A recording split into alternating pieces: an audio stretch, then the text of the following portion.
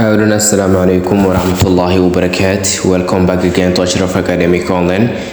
Kusoo dhawaad Ashraf Academic Online. Waxayna soo casharadiina tahan ahaa maanta waxayna qaadan doonaa cashir kale aad u xiiso badan.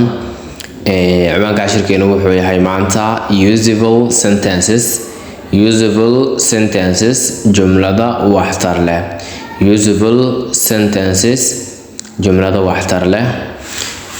haddii aynu bilaabano nabarka koowaad wuxuu leeyahay I dreamed of you last night waan kuugu riyooday xalay. I dreamed maxaa waaye waa ficil tagay. I dreamed of you waan kuugu riyooday last night xalay waan kuugu riyooday. I dreamed of you last night xalay waan kuugu riyooday. Okay, numberka labaad, number 2. Who is the headmaster of this school? Waa kuma maamulaha iskuulkaani. Who is the headmaster of this school? Waa kuma maamulaha iskuulkaani. Who is the headmaster of this school? Waa kuma maamulaha iskuulkaani. Number 3. Number 3. She has a good complexion. Ayadu waxay leedahay muuqaal wanaagsan. She has a good complexion.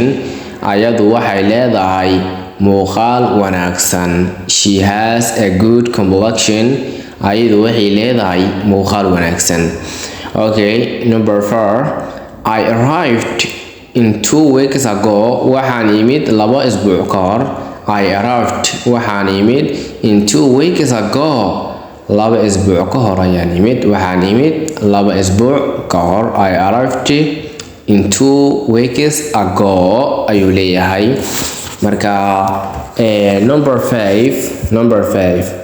Take down what is written on the blackboard. Qor waxa sabuurada ku qoran. Take down what is written on the blackboard. Waxa sabuurada ku qoran qor ayuu leeyahay. Take down what is written on the blackboard. Qor waxa sabuurada ku qoran. Okay, lambarkeena xiga. If you were that hat. If you were haddii aad xiratid that hat koofidaasi, people dadku will laugh at you. Way kugu qosli doonaan ayuu leeyahay. If you were that hat haddii aad xiratido koofidaasi, the people dadku will laugh at you. Way kugu qosli doonaan. If you wear that hat haddii aad xirato koofidaasi, the people dadku will laugh at you. Way kugu qosli doonaan ayuu leeyahay. Okay, numberka xiga. Wash your hands. Gacmahaaga dhaq ayuu leeyahay. Wash your hands. Gacmahaaga dhaq before you eat the food. Intaadan cunin cuntada ka hor. Okay, wash your hands. Gacmahaaga dhaq ayuu leeyahay. Gacmahaaga dhaq before you eat the food. Intaanan cuntada cunin ka hor. Intaanan cuntada cunin ka hor gacmahaaga dhaq ayuu leeyahay. Okay, lambarka xiga. He ate the pancake. Wuxuu cunay. He asiga ate wuxuu cunay the pancake. Canjeero ayuu cunay. He ate a pancake. Canjeero ayuu cunay. Eat ayay ka imaatay. Ate bastigeeda waaye. Bastifilkeeda maxay noqonaysaa? Eaten. Marka he ate asiga wuxuu cunay the pancake. Canjeero ayuu cunay. Okay, lambarka xiga. The minister wasiirku Baliji wuxuu ballan qaaday that he will rebuild inuu dib u dhisi doono the country wadanka. The minister maxaa waaye wasiirku Baliji wuxuu ballan qaaday.